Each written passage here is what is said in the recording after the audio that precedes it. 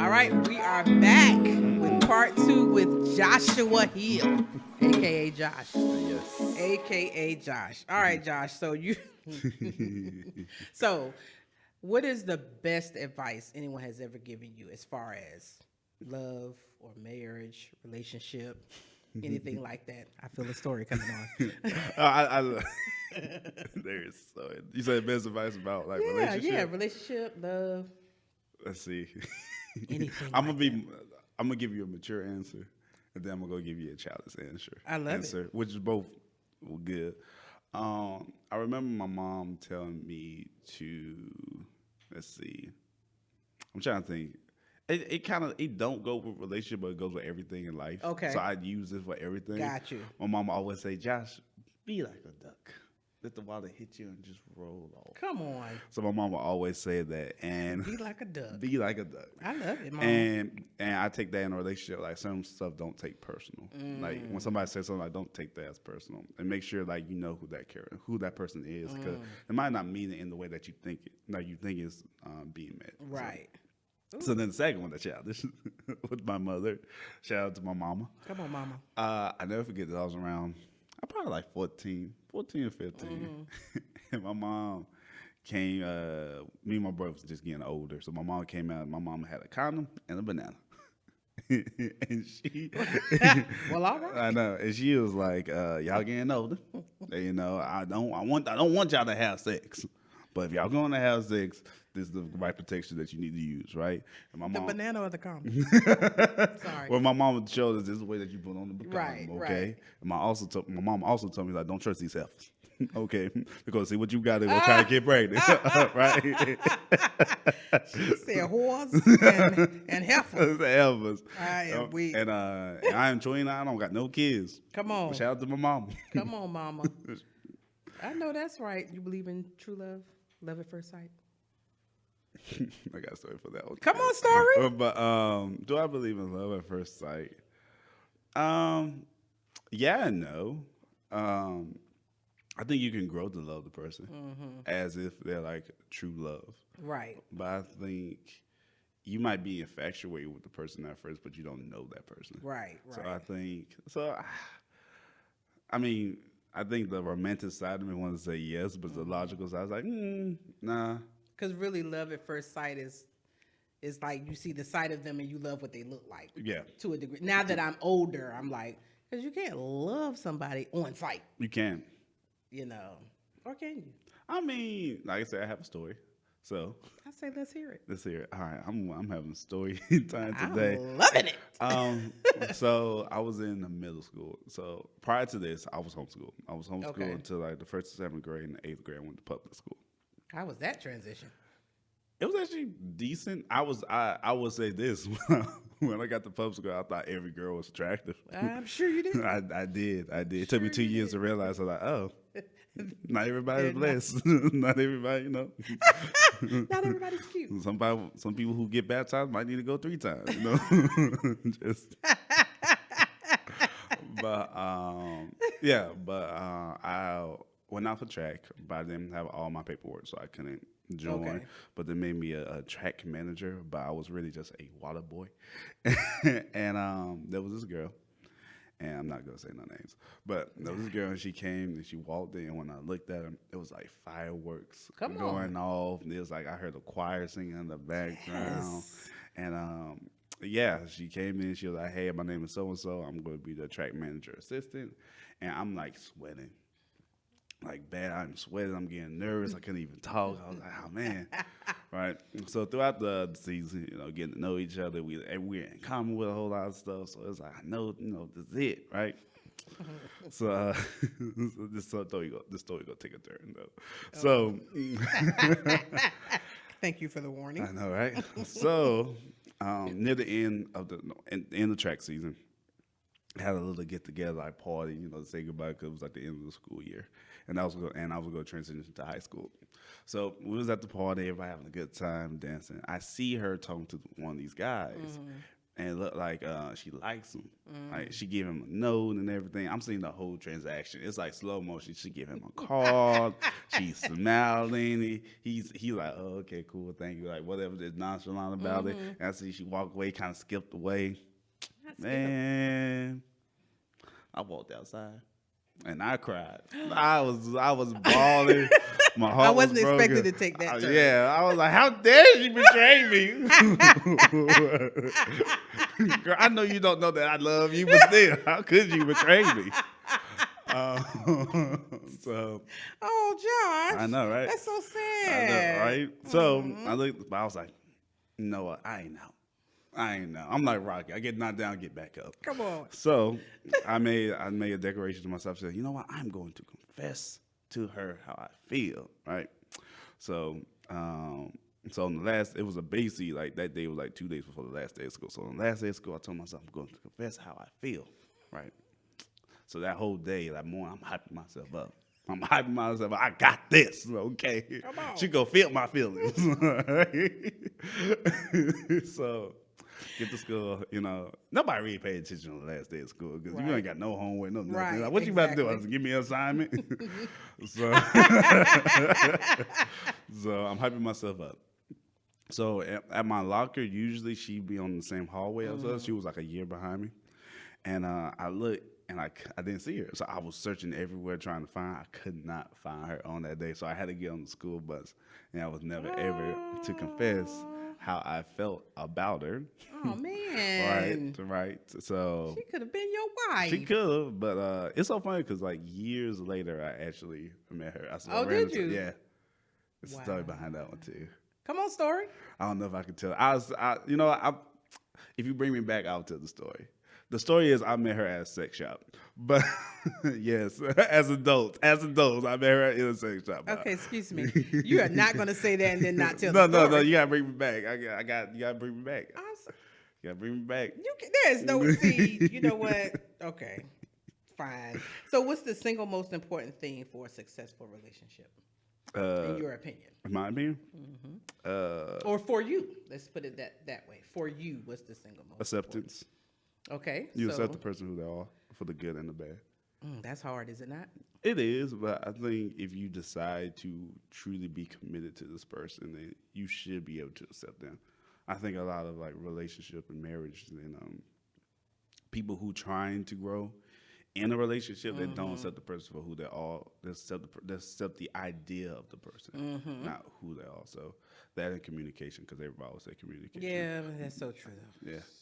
So I think it's acceptance. Like if I accept you for your flaws, I accept you for your bad, for your good, and I accept that this person can possibly change, and I'm okay with that, then I think that's the most important thing. Because when my dad and mom got married, that was young. Okay.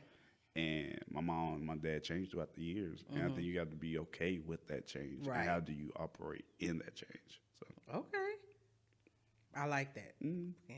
So, do you believe that love is supposed to change you, or should it change you? So, do you believe that when you're in love with someone, that it should change you?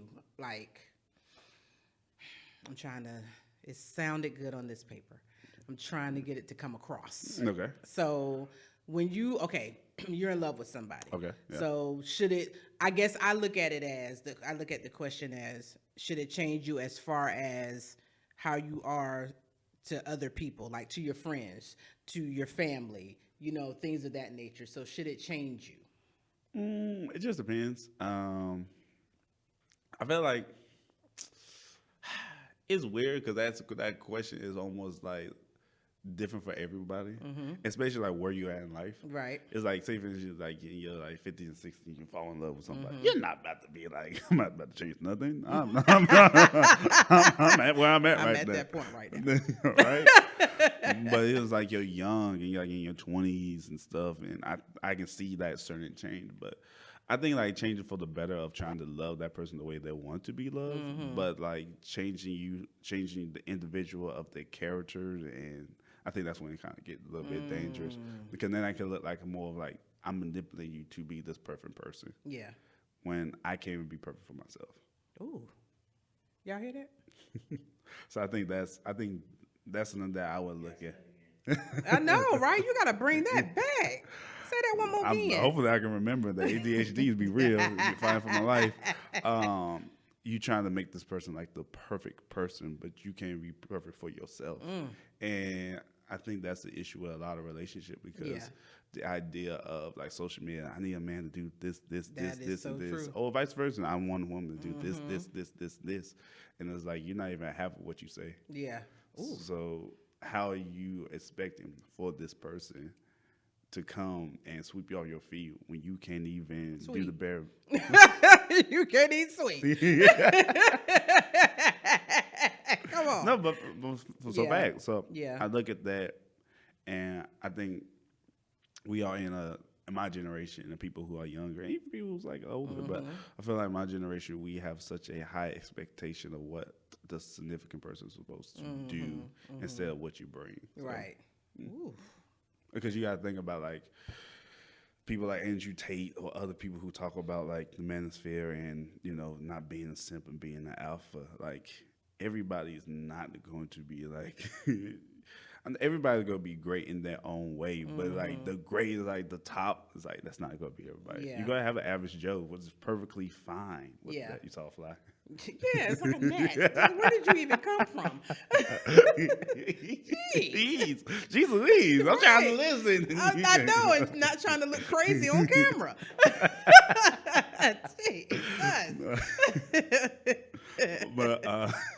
But yeah, I think that's the issue Okay. right now. Yeah. So, and that's why when I say I want somebody who's like accept me authentically for myself, is because then I want to truly love this person the best way that I can. Right. When you being accepted for who you are. Yeah. Yeah. All right now. So on the flip side, what's a relationship deal breaker? Relationship deal breaker. Well, you got to be a Christian. I can't. Okay. I can't have somebody who's like a Muslim or Okay. Buddhism and stuff like that. I remember me and this girl went on a date and we were just talking about faith. She was like, "Yeah, I believe in reincarnation." I was like, "On the app, you say you was a Christian. I am." Nah, baby girl. Nice meeting you. Jesus said you only get one turn. That's it. After that, it's game over.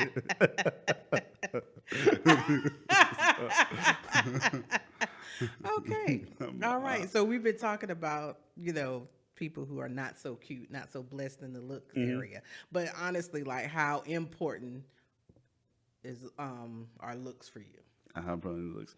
My definition of like looks is if I find you attractive. Okay. It's not about nobody else. Gotcha. It's like if I find you attractive. If you somebody who, if you somebody who I personally find attractive, and all my homies might be like, nah. Yeah. But if I find you attractive, it is what it doesn't matter. Because at the same time, like beauty standards is such a different. It's in like every generation beauty standard change. So right now we in the like BBL right now. Yeah. It seems like a lot of people actually get rid of that, but yeah, we kind of in that. So it's, the beauty standard is kind of different now. But for me, it doesn't really.